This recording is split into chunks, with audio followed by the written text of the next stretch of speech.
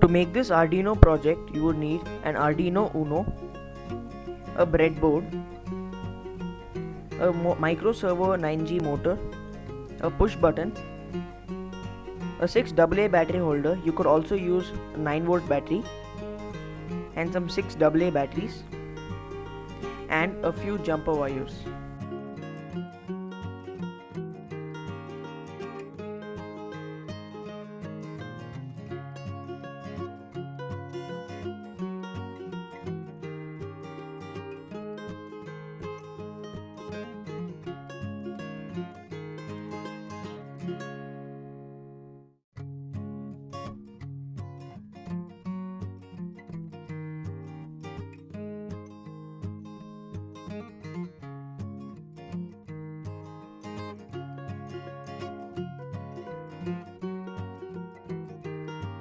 So here's the Arduino code for the Arduino project that would enable you to control the servo motor using a push button. So let me quickly explain the code. So first we include the servo motors library or the servo library. Next we create a servo object or a name. So this is the servo name as my servo, which is used throughout the code. Next we define the servo motors pin, as in this case the third digital pin of the Arduino Uno. Next we define the button pin of the push button, in this case again 2, pin 2 of the Arduino. Next we give the initial angle, which is going to be 90 degree. So when power is supplied, you would observe that the servo motor changes its angle to 90 degree and then continues with the project or continues with the code. So the initial angle movement is going to be 10 degree or just 10. So in this case, when let's take an example of if the servo motor in this case is presently at say 80 degrees, then after a delay of a second, it would change to 90 degree and then 100 and just keeps increasing by 10 until 180 and repeats the code. And the constant or the initial minimum angle is 0. So the minimum angle of the servo motor is given as 0 and the maximum angle is given as 180. So we go to the void setup, where we first start the serial interface as serial.begin 9600. So 9600 is nothing but the baud rate which is used. And next we give the command of my servo.attach on the servo pin. So this here we again define the servo motor's input pin. Next we go to the push buttons input pull up. So this command is used to set up the button for use. And next we print the initial text on the serial monitor. So next we have the void loop or the main code.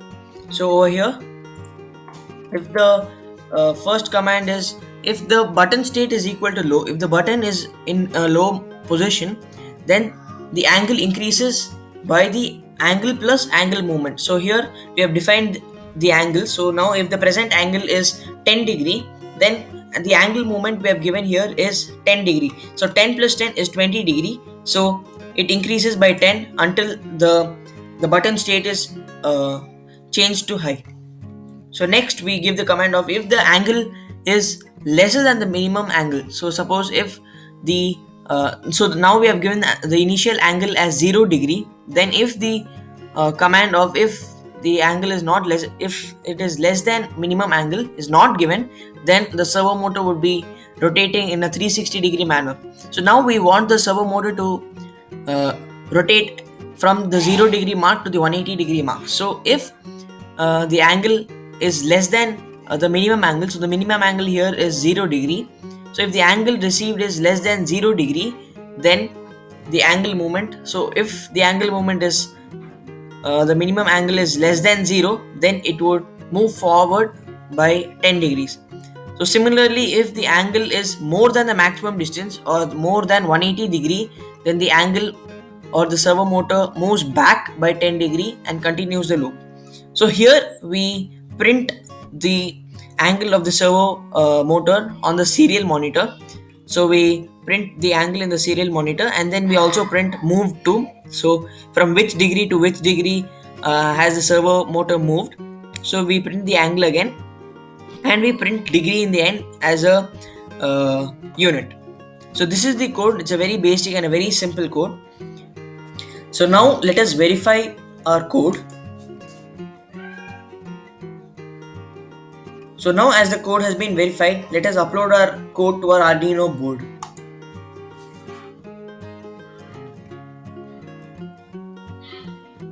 So the code has been successfully uploaded. So now let us look into the project of how the project works.